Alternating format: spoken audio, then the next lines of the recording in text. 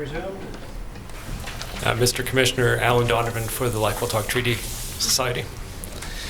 The Lake-Quiltuck Treaty Society is comprised of Wewakum, Wewakay, and Quayaka up in the eastern Vancouver Island, Johnston Strait area. And if we could go to our tab 1, which was exhibit for identification R2. Professor Harris, this is the report from the Government of British Columbia on the subject of Indian reserves dated August 1875. And that's a document you're familiar with? Yes. Can we have that marked as the next exhibit, please? I'm going to turn to a portion of that article at, it's about 6 pages in. It's small Roman numeral 3 at the top. Excuse me, before you go ahead, you're talking about for identification R2? That was for identification? R2, yes. Okay, that'll be now marked as exhibit number 1167. Thank you. So Professor Harris, at the bottom of, towards the bottom of this page, small Roman numeral 3, the report says, in order to deal intelligently with the subject of reserves, it appears desirable that the habits and pursuits of our natives should be duly considered with a view to determining some general principles upon which the future of a fair distribution of public lands might be based. And turning the page, the report states that apart from tribal divisions and differences in dialect, the Indians may be divided into 3 classes: fishermen and hunters, 2 stock breeders, farmers on a small scale, and 3 laborers. The first class mainly constitutes, or materially constitutes, a very large proportion of the Indian population. It includes 30,000, quote, coast Indians, end of quote, who live on the seaboard, besides 2,000 or 3,000 Indians who live in the interior and in the southern part of the province. So is this the type of policy that you're saying informed the reserve creation process? Yes, I am. So this document was a document produced by, or written by, the Attorney General for the Province of British Columbia in the context of negotiations with the federal government over exactly how the questions of Aboriginal title or of reserve land would be dealt with in British Columbia. And here the Attorney General is setting out the province's position. And yes, I think it's clear that the Attorney General is recognizing that the fisheries are crucially important. Thank you. And dropping down a few lines, the document states, the long experience and acquired skill both fishermen and hunters might instead be diverted to other purposes, be turned to excellent account by qualified Indian agents resident amongst them. No good reason exists why fisheries, such as those established for our merchants on the Fraser River, for curing and exporting salmon and other merchantable fish, should not be erected at suitable places for the benefit of the Indians, and be profitably controlled and conducted by themselves. So essentially a recognition of the involvement of Indians in the commercial fishery, and a suggestion of why it's good to continue that? Yes, and I might even go further. So again, this document is part of the negotiations between the federal and provincial government over how to deal with the question of Aboriginal title and how extensive reserves should be. The federal government at this time is negotiating treaties with tribes across the prairies. The province is refusing any notion of treaties in British Columbia. The federal government is allocating 80 acres per family on the prairies. In British Columbia, the province wants to allocate 10 acres per family, and here it's attempting to justify a small reserve allotment on the grounds that Aboriginal peoples are fishing peoples. And what's interesting further here is that last sentence that you read is that the provincial government is suggesting not only that they should be able to participate in the fishery, presumably as commercial fishers, but also that they sentence, no good reason exists why fisheries such as those established by our merchants on the Fraser River for curing and exporting salmon and other merchantable fish should not be erected in suitable places for the benefit of the Indians, also suggesting not only that they be involved in the act of catching, but also that they have access to the capital necessary for creating canneries, processing fish. The next document I'd like to refer to is at RTAB 2, which is a letter from Indian Reserve Commissioner of Indian Affairs. Is that a document you're familiar with as well, Professor Harris? Yes. And could I have that marked as the next exhibit, please? That document, formerly for identification as R3, will now be marked as Exhibit 1168. Thank you.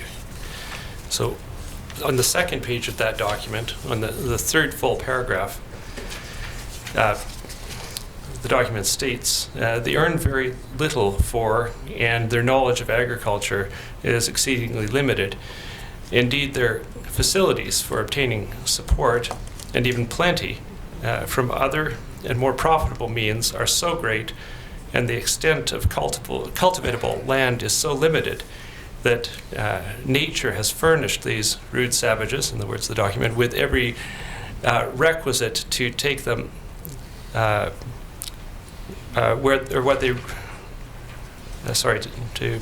them what they really are, toilers of the sea, and happily so, for placed where they are, they can never become tillers of the soil.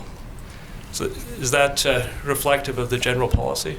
The author here is I.W. Powell, who is the first Indian Commissioner in British Columbia, reporting back to the Department of Indian Affairs in Ottawa. And yes, I think this also reflects a sense that Aboriginal people in British Columbia are primarily a fishing people and not farmers, although I think he probably downplays the extent of knowledge of agriculture. It's agriculture that's being practiced here is not one that he's recognizing as agriculture. I think he may be downplaying that, but the basic sentiment that these are primarily a fishing people is one that was widely held among colonial officials. Yes. This would be the coastal Indians, and the Indians on the Fraser would be what the Canada and BC conceived as the ones completely dependent on fishing. And along the other major rivers of the interior. Right, thank you. Okay, the next document is our tab 3, which is an annual report from the Department of Interior for the year dated June 30, 1876. And is that a document you're familiar with, Professor Harris? It's one among a number that I'm familiar with. I'm not sure who the author of this particular report is. The Department of Interior, as with the other departments, did receive an annual report, and this looks to be Thank you. the one from 1876. Could we have that marked as the next exhibit, please? Former document for identification R4 will now be marked as Exhibit number 1169. Thank you. And I should just add that the department, the Bureau of Indian Affairs was within the Department of the Interior. So on the first page of that, towards the end of the fourth paragraph, it's talking about the three commissioners, the three joint reserve commissioners at that point, that they were to have special regard to the habits, wants, and pursuits of each Indian nation, to the amount of territory available, and to the country occupied by them, as well as the claims of the white population. Now, in the case of the coastal First Nations, the habits and pursuits, or at least one of the important ones that they'd be considering, would be the livelihood of fishing. Is that correct? That's correct. And over on the next page, just below the middle, the commissioners were, moreover, warned against making any attempt to cause any violent or sudden change to the habits of the Indians, or to divert them from any legitimate pursuits and occupations in which they might be profitably engaged, but rather to encourage them in any branch of industry in which they were employed. This was the sentiment that justified the rather small Indian reserves granted up and down the coast. Yes, and so again, as context, what this document is reviewing are the instructions that were provided to the Joint Indian Reserve Commissioners. And the Joint Indian Reserve Commission was the body established by the province and the federal government in 1876 to tour the province and to allot reserves. It was a compromise that the province and the federal government entered into to resolve the land question in India, in British Columbia. The next document is our tab 4, and this is a memorandum of instructions from the Dominion, or to the Dominion Commissioner on the British Columbia Indian land question, dated 25th of August, 1876. So, Dr. Harris, these are the directions of the Federal Commissioner. Yes. And can we have that marked as the next exhibit, please? Document marked as for identification R5 now will be marked as exhibit number 1170. Thank you. And the document indicates the same sort of preoccupation with protecting village sites, hunting sites, and fishing sites in order not to disturb the Indians from their traditional occupations. Is that correct? I'm looking in particular at the middle of the second page. Yes, and especially not to disturb the Indians in possession of any villages, fishing stations, fur trading posts, and so on. Yes. Thank you.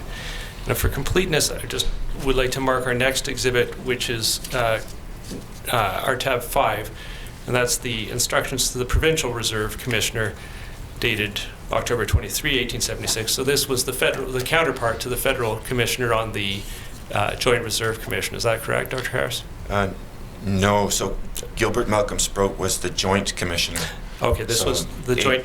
So Yes. the first set of instructions is to A.C. Anderson, the Federal Commissioner. A fellow named McKinley was the Provincial Commissioner, and Gilbert Malcolm Sproat was the one jointly appointed by the province and the Dominion. So this document is the set of instructions to the Joint Commissioner. Yes. Okay, could we have that marked as the next exhibit, please? Document formerly marked as for identification R6 will now be marked as exhibit 1171. Now, after the Joint Reserve Commission wrapped up its work, British Columbia proceeded to a sole Reserve Commissioner, first Gilbert Sproat, and then on to O'Reilly. Is that your understanding of it? That's correct. And if we could turn to the next document, which is our tab number 6.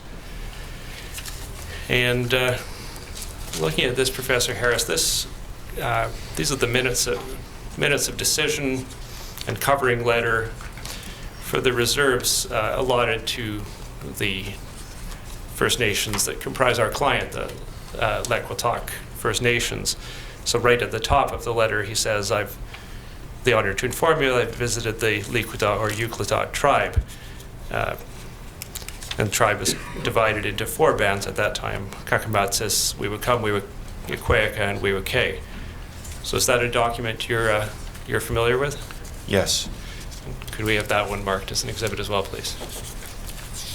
For identification document R9 will now be marked as exhibit number 1172. Okay, Professor Harris, towards the bottom of the first page, Commissioner O'Reilly says they've made no effort to cultivate, nor is there much to tempt them to do so, as the country they inhabit is, for the most part, worthless. And though a small portion might be made productive, it cannot be done without a great expenditure of labor. Then dropping down a bit, he notes that he's talked to some of the First Nations members assembled, and I pointed out to them the advantages they would derive from having lands so set apart, which would virtually give them control over their fisheries. So without getting into the question that was canvassed repeatedly this morning about exclusive fisheries, is this the more of the general practice with land that's relatively worthless but made acceptable as reserves because of its significant connection with the livelihood of fishing. Yes. And you see language like this all through the records of the Reserve Commission.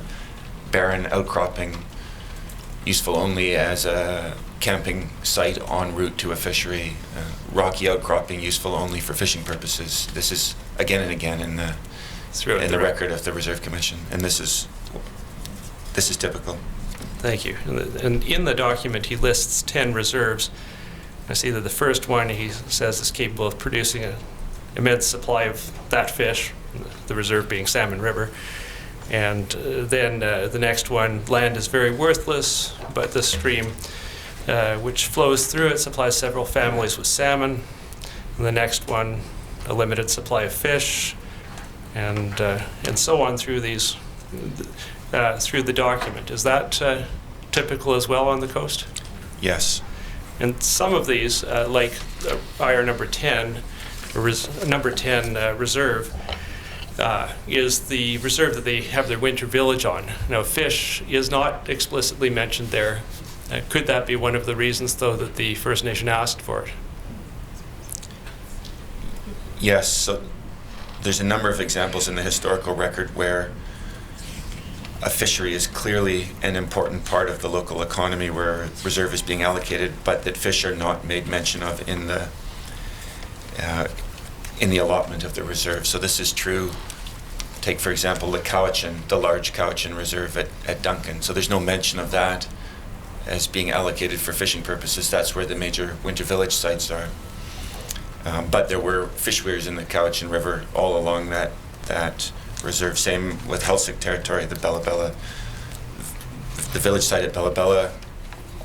Right? There's no mention of fishing in the allotment of that particular reserve, but clearly part of a network of other reserves that are being allocated to secure access to fish. Thanks.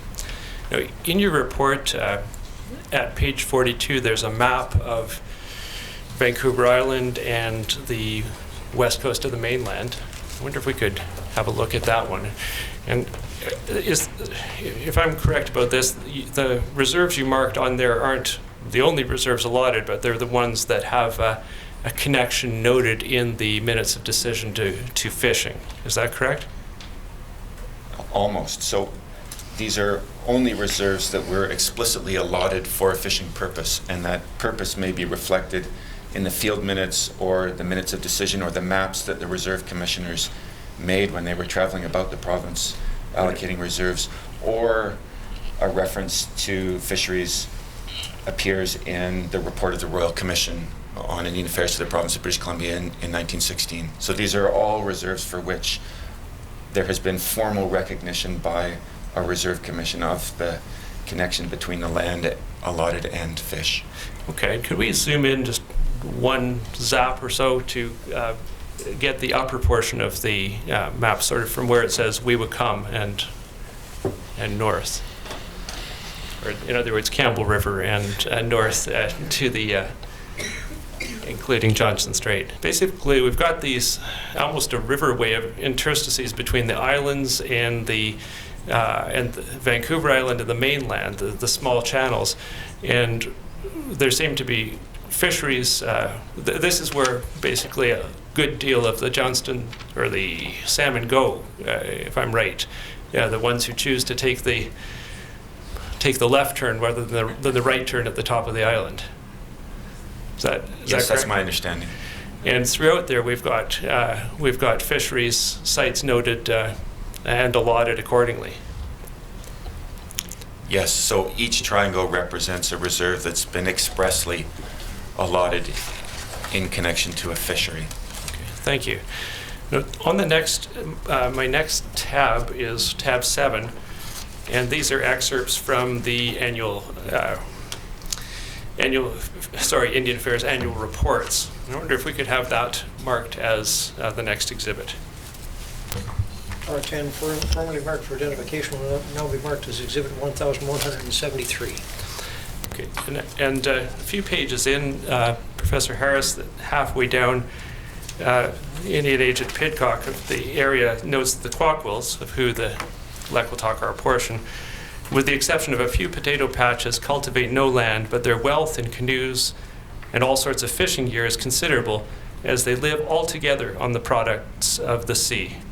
So is that typical of First Nations in this era, in this area? This is mid-1880s. Yes, and it's certainly a common comment by Indian Affairs officials in this era.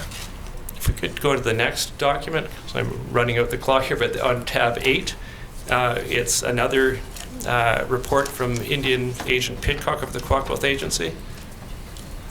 Yeah, I did. Nice. And could I have that one marked as an exhibit, please? Under document R11, marked for identification, will now be marked as Exhibit 1174. Okay. And just so I can make sure to ask all the questions I want to, I'm going to just skip to our tab number 10.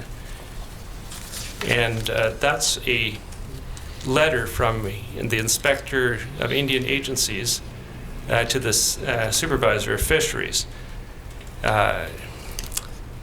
dated February 17th, 1934. Could I have that one marked as an exhibit as well? Under document R17 for identification, now be marked as Exhibit number 1175. I won't take you to that, Professor Harris, but within it, there's a reference to the idea of promoting or keeping the Indians in the fishing industry because they can't do much else given the geography and their small reserves, but also to keep them off of the public purse, as the document put it. Is that a common theme that comes up in the historical documents? Yes, it is, and so just reading through this document quickly from an Indian agent or the Inspector of Indian Agencies, it reflects, I think, much of what was going on within the Department of Indian Affairs, which is a sense. You see in the middle of that first big paragraph, there's a reference to the moral right.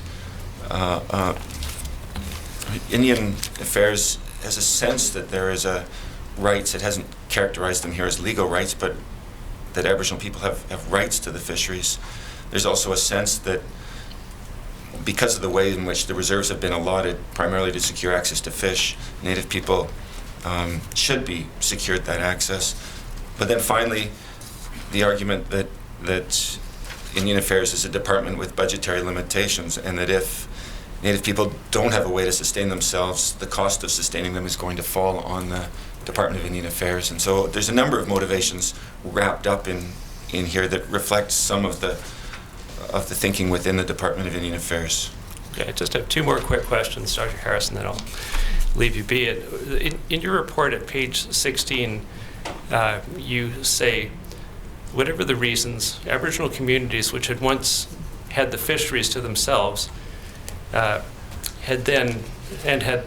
dominated the commercial Fraser River sockeye fleet in the early industrial fishery were by the 1920s peripherally engaged in the industry and continued largely without them on the south coast.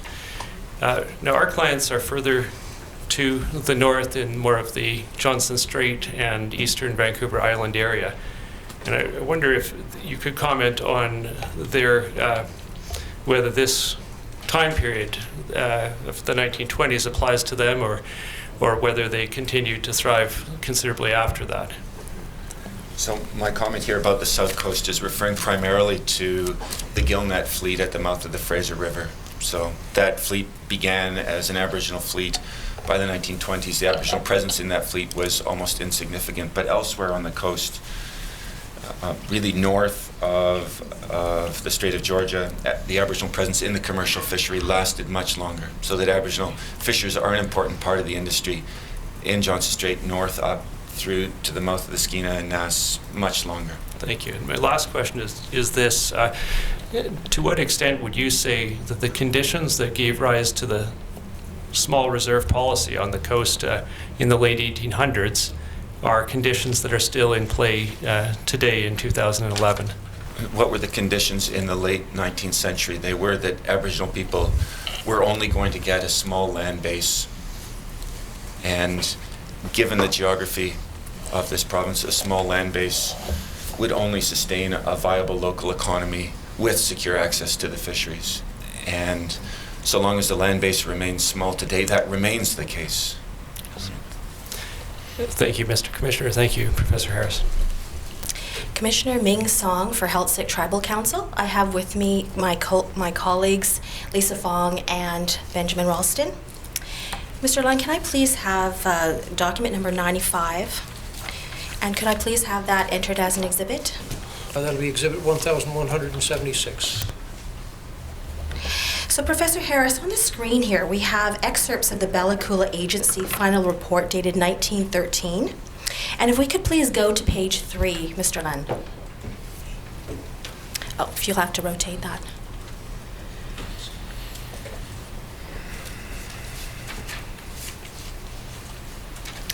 Now, in the top left corner, there's a reference to Bella Bella as identified as the tribe or the band.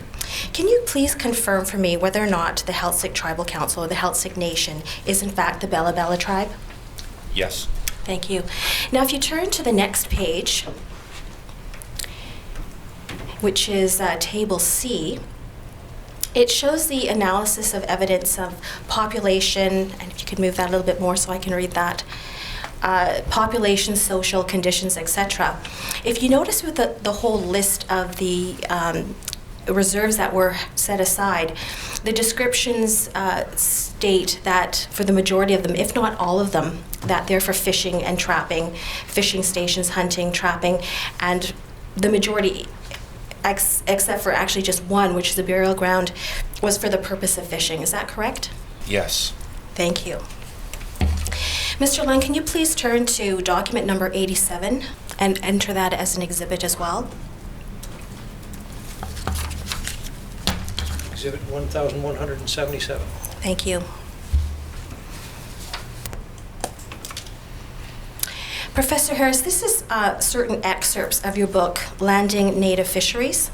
And if we could please turn to pages 96 and 97, starting with page 96. It says, and I refer to the following paragraph, which is the first full paragraph at the bottom. Later in August, O'Reilly arrived in Heiltsuk Territory on the Central Coast. His work there provides another good example of what he was doing along the coast. Of the 12 reserves allotted to the Bella Bella, in brackets, O'Reilly divided the Heiltsuk into Bella Bella and Koyet. The first secured their, turn to the next page, principal village site and others were intended to secure access to salmon, halibut, and seal fisheries. What is the source of this information, Professor Harris? So this is from my review of the records of the reserve commissioners. And so this language is from either the minutes of decision or the field minutes or the maps that the reserve commissioners generated in their work. And so this one was Peter O'Reilly's visit to the Heiltsuk Territory. Would it be safe to say that this is consistent with your conclusion regarding the importance of the connection between fisheries and reserve allocations? Yes. Thank you. Now, the next document I'd like to put before you is the exhibit number 1135, and in particular, page 3.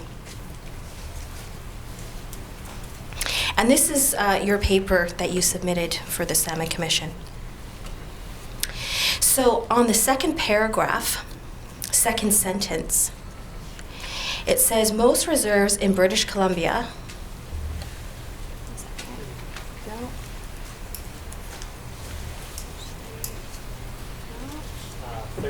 third paragraph. Thank you. Most reserves in British Columbia, including many throughout the Fraser River Basin, were allotted to support either the catching or the process of fish. Indeed, these reserves were allotted to secure access to the fisheries. Do these findings, as you have set out in this paragraph, also apply to Heiltsuk? Yes. And what is the basis for your finding? Is it also, again, the minutes of yes, so field notes and the page that you just pointed the commission to from my book. So this general conclusion is derived from my review of the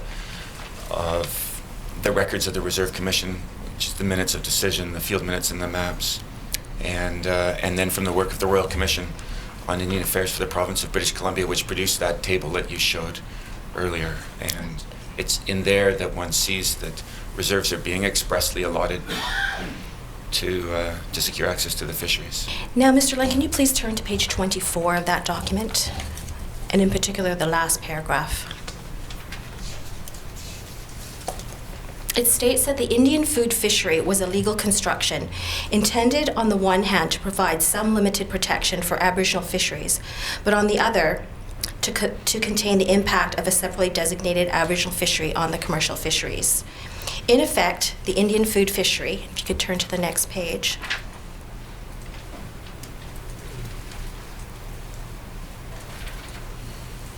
performed the same role in the fisheries as the Indian Reserve did on land. The intent and effect of these legal instruments was to set aside fragments of traditional territories and fisheries for Aboriginal peoples, opening the remainder to immigrants.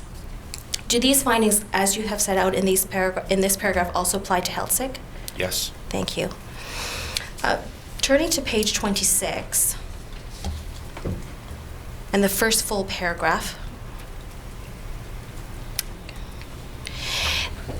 I'm going to set out this again. This unusual Indian Reserve geography is explicable only if one understands the connections between reserve land and the fisheries. Most of the Indian reserves in British Columbia were allotted to secure access to the fisheries. This is particularly evident along the coast and the province's major river systems, where the large majority of reserves, for some communities, more than 90%, were fishing stations. Moreover, to the extent that the Dominion and provincial governments sought to justify the parsimonious land grants, they did so on the ground that the Aboriginal peoples of British Columbia were fishing people who did not need a large land base, only secure access to the fisheries. Now, does this finding also apply to Heiltsuk? Yes, it does. And I should just add that the sentence that's cut off at the top describes the unusual Indian Reserve geography, and I think it's worth emphasizing that British Columbia's reserve geography really is highly unusual. There's no other reserve geography like it anywhere in North America. It's of many small scattered reserves. There were just over 1,500 of them that together amounted to 1/3 of 1% of the land area. So they were postage stamps. How does one understand that reserve geography, which again is unique in North America? Well, my argument, and I think the evidence is pretty clear, that the best way to understand it is that these reserves were really securing access to the fishery first and foremost, that land was almost secondary and that fish were first. And the Heiltsuk are as clear, the reserves that are allotted to the Heiltsuk are as clear an example of that as anywhere on the coast. If we could turn to page 30, the first full paragraph. 30. Oh, yes. So figures 5A and 5B, which you refer to, depict all the coastal Indian reserves that were explicitly allotted to secure access to the fisheries. Most of these reserves, many of them along the migration route of returning Fraser River sockeye salmon, were allotted by O'Reilly, but in the 1880s. And if we could please go to page 43, which shows figure 5B of the coastal BC North. So Professor Harris, can you please confirm the reserves there that were identified as Heiltsuk reserves in 5B? Those right there? Yes, so it's the cluster of reserves under the Heiltsuk notation. Thank you. And in particular, there are two reserves. Your map here indicates two reserves on Goose Island, which is 11 and 12, which is Yellertley and Werkinalek. Is that correct? Yes, those were allotted to the Heiltsuk. Okay, thank you. So I just have one last question for you. Today you gave evidence regarding the connection between reserve allotment process and First Nation fisheries. And in your various papers and the evidence that you've given today, you've regarded what you consider to be the unjust treatment of First Nations during and subsequent to the reserve allocation process. If you could please answer this, sir, why does all this matter to this commission? I think I would go back to my earlier remarks that I think a well-managed fishery is really more than just a technical or scientific or biological exercise, that there is an important element of fairness or justness that needs to be incorporated into a well-managed fishery. I think it needs to be incorporated within the definition of a well-managed fishery, that one can't think of a well-managed fishery without some sense that the fishery has been fairly distributed. But I also think that if the aspiration is for a well-managed fishery, then it's absolutely essential that the communities who are fishing feel that the allocation is just or fair, or at least as close as we can get in an imperfect society to just and to fair. And that it's only with that sense that they're part of a process both of allocation and of management, that they will fully participate in that process of managing a fishery. And it's only with that full participation that we can expect to come anywhere close to a well-managed fishery. And so I guess, again, my work has been an attempt to reveal one of the particular axes of unfairness or injustice that I think has existed in the fishery. And I think that it is one that remains, that the conflict over salmon between Aboriginal peoples and the state hasn't arisen out of thin air. It's arisen out of a long history of conflict. And that if we are to aspire to a well-managed fishery, then dealing with these issues of allocation, of space in the fishery for the participants and for them to participate in the management of the fishery is absolutely crucial. And I don't think my work, again, has focused on the Aboriginal fisheries. I don't think this comment is exclusive of Aboriginal fisheries. I think it's a general comment. But I do think that the Aboriginal fisheries have been one of the principal axes of unfairness in the management of the fishery. And to achieve or to come closer to achieving a well-managed fishery, we need to grapple with and address this particular instance of injustice. Thank you very much. Those are my questions. Thank you, Mr. Commissioner. I believe that concludes the examinations for today. Mr. Lowe's has provided a copy of the Lax Kw'alaams case, which he said he would. I don't know if it's necessary to exhibit it, given that it's cited in PPR 1. But if you'd like it marked for identification, we can accomplish that. Marked for identification. Certainly. Mark for identification will be H-double-I. I.